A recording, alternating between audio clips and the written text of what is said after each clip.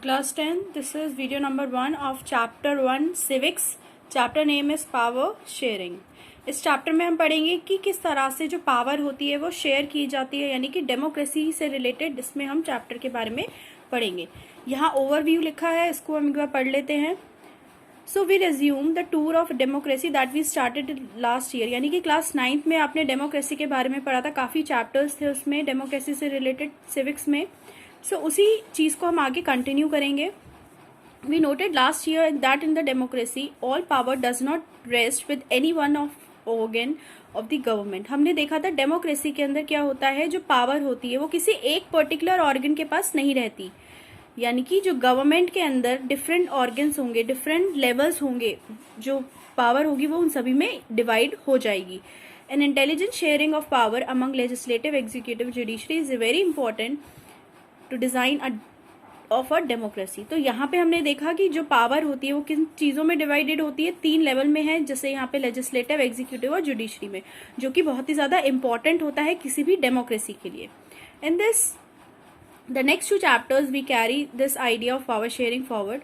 तो इस चैप्टर में उसकी जो अगले 2 चैप्टर्स है उन चैप्टर्स में हम किसके बारे में ही ज़्यादा पढ़ेंगे, पावर शेयरिंग के बारे में, यानी कि पावर को किस तरह से शेयर किया जाता है. We start with 2 stories from Belgium and Sri Lanka. Both these stories are about democracies handle demand for power sharing. तो जो हम स्टोरी इस चैप्टर को हम जो शुरू करेंगे वो एक स्टोरी से शुरू करेंगे जो बेल्जियम और श्रीलंका की स्टोरीज है. डिफरेंट अलग अलग कंट्रीज़ है ये, और इन दोनों के बारे में पढ़ेंगे किस तरह से इसमें जो डेमोक्रेसी है उसमें क्या सिमिलैरिटीज़ है, क्या डिफरेंसेस हैं इन दोनों कंट्रीज़ के बीच में. The stories yield some journal conclusion about the need of power sharing in democracy, and this allows us to discuss various forms of power sharing that we will taken up in the following chapter. So, in stories की help से हमें ये भी पता चलेगा कि जो power sharing है वो क्यों इतना इम्पोर्टेंट होता है डेमोक्रेसी के अंदर, और अलग अलग तरीके से पावर शेयरिंग के बारे में हम इन चैप्टर्स में डिस्कस करेंगे. स्टार्ट करते हैं हम अपनी स्टोरी से बेल्जियम और श्रीलंका. बेल्जियम एंड श्रीलंका, यहाँ पे 2 अलग अलग कंट्रीज के नाम है. Belgium is a small country in Europe, smaller in area than state of Haryana. तो बेल्जियम एक छोटी सी कंट्री है यूरोप के अंदर, जो कि हरियाणा, जो हमारी इंडिया के अंदर जो स्टेट है हरियाणा, उससे भी छोटा एरिया है इस कंट्री का. It has border with France and Netherland, Germany and Luxembourg. तो ये जो बेल्जियम है ये इन कंट्रीज़ के साथ बॉर्डर शेयर करती है.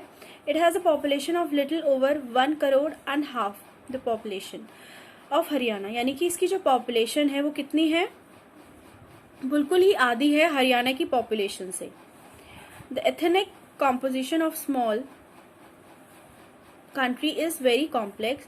Of the countries total population 59% lives in the Flemish region and speaks Dutch language.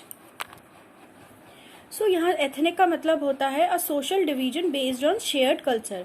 यानी कि जो बेल्जियम है उसमें different type of communities exist करती है, अलग अलग जातियां वहाँ पे रहती हैं. तो इसीलिए बोला गया है कि वहाँ का जो कॉम्पोजिशन है इस कंट्री का बहुत ही कॉम्प्लेक्स है, यानी कि डिफिकल्ट है.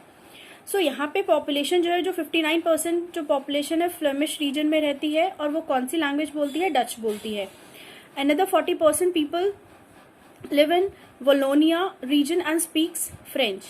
जो 40% जो पॉपुलेशन है वो वलोनिया में रहती है, और कहाँ और स्पीक क्या उनकी लैंग्वेज क्या है, उनकी फ्रेंच लैंग्वेज है. Remaining 1% of the Belgians speak German, and in the capital city Brussels 80% of people speak French while 20% are Dutch speaking.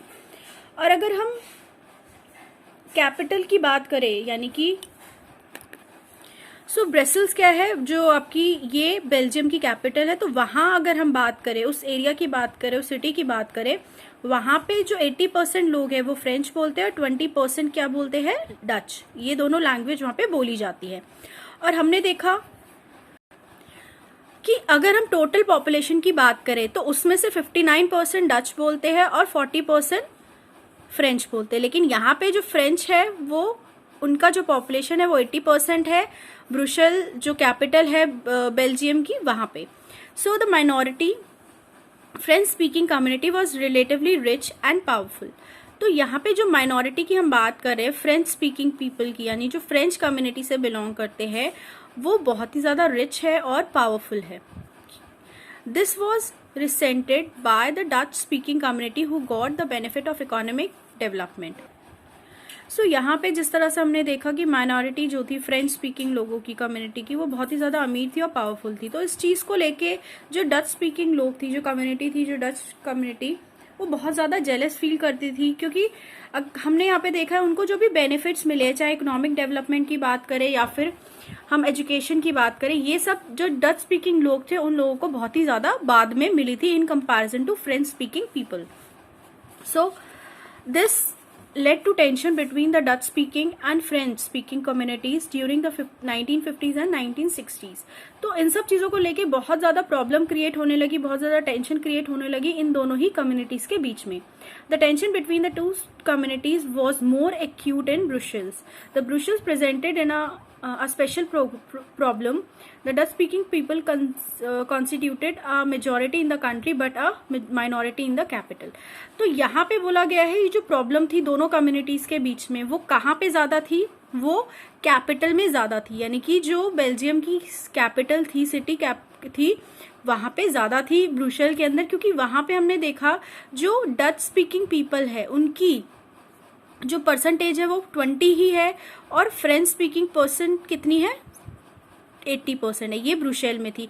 तो इसी वजह से यहाँ पे ज़्यादा प्रॉब्लम हो रही है। और हमने दूसरी तरफ देखा अगर टोटल पॉपुलेशन की बात करें बेल्जियम के अंदर, तो यहाँ पे 60% के आसपास डच स्पीकिंग लोगों की जो पॉपुलेशन थी वो ज़्यादा थी। तो इसी वजह से जो प्रॉब्लम दोनों कम्युनिटीज़ के बीच में हुई वो कहाँ पे हुई? ब्रुसेल में हुई, जो कि बेल्जियम की कैपिटल सिटी है।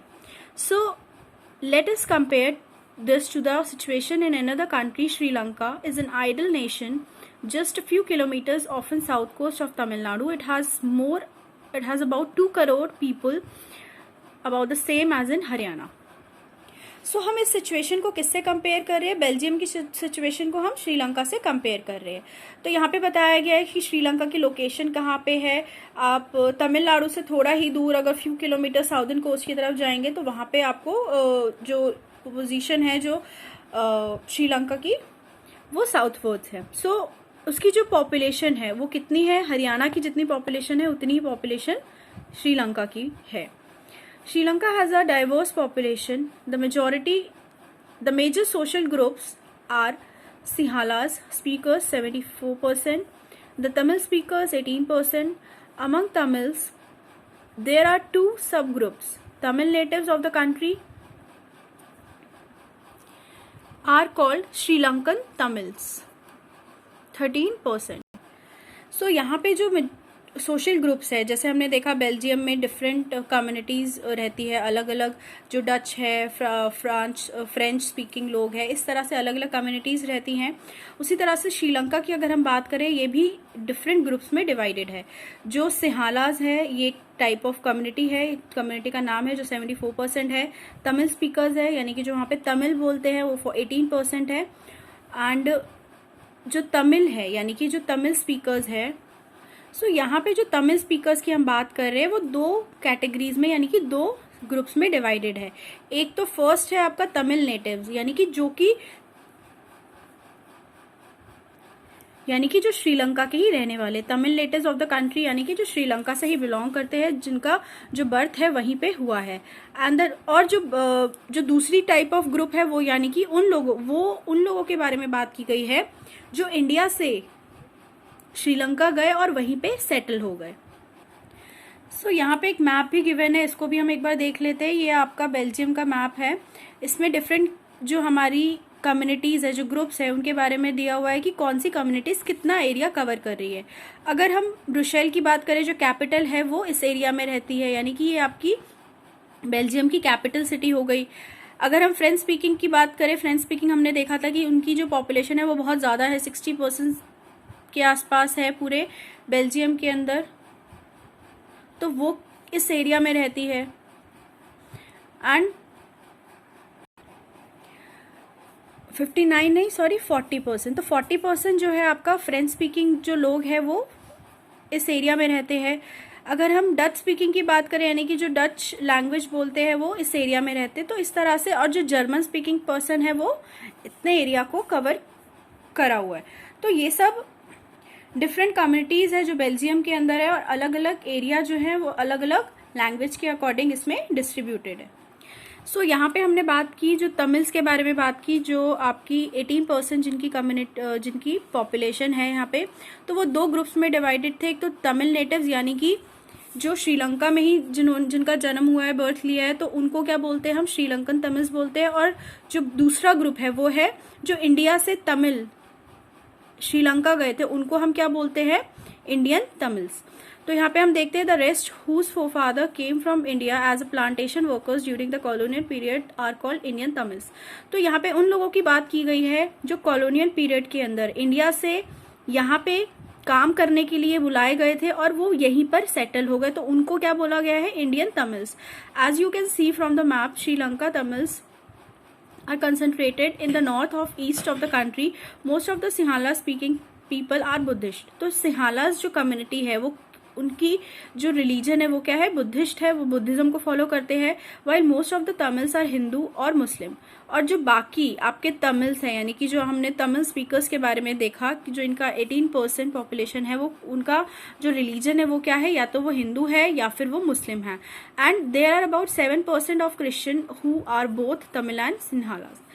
यहाँ पे कुछ परसेंट कम्युनिटी जो है, यानी कि क्रिश्चियन कम्युनिटी जो है, उनका जो पॉपुलेशन है वो अराउंड 7% है, जो कि तमिल भी है और सिंहालास भी है, यानी कि इन दोनों में ही इनका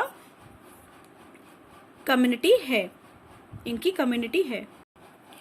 सो यहाँ से हम नेक्स्ट पैराग्राफ से नेक्स्ट वीडियो में कंटिन्यू करते हैं।